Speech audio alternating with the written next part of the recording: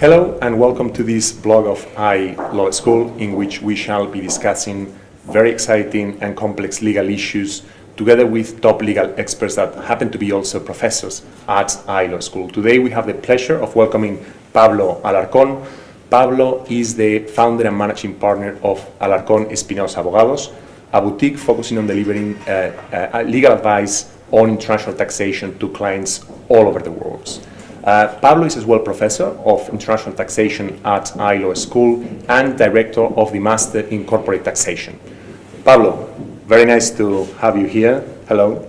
Good morning. So what we want to discuss today really, Pablo, is about all the recent developments in global taxation. And allow me to introduce the topic broadly for the audience.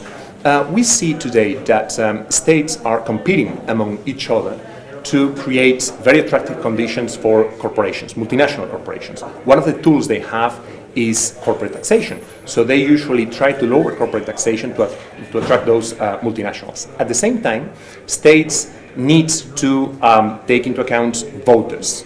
And to keep them happy, they need to provide for a welfare state. And that is very expensive.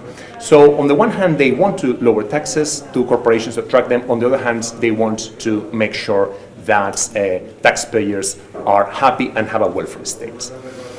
We see right now an enormous tension, and we know cases such as Amazon or Google or Starbucks, recent cases where the feeling of the population is that corporations sometimes might be going a bit too far in negotiating directly with the states to get optimal conditions. As a result, states develop tax systems which are very complex. We try to avoid loopholes for those corporations, and which also sometimes put the pressure on other taxes to make sure that the welfare states can be maintained, such as income tax or VAT. What is your view about the current situation, and to what extent this dilemma that the states are facing is a real one, and what kind of solutions do you think it can have? Well, I think that this is a result of lots of facts, but basically there's two things which are really important. One, the financial crisis.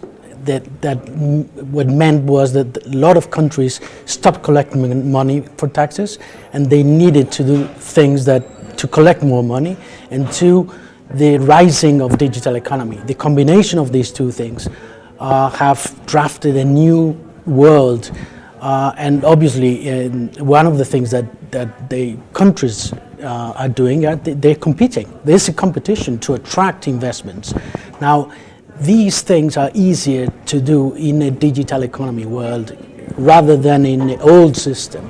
So this has changed a lot. And what you're saying is very true. And and this is a very important issue nowadays.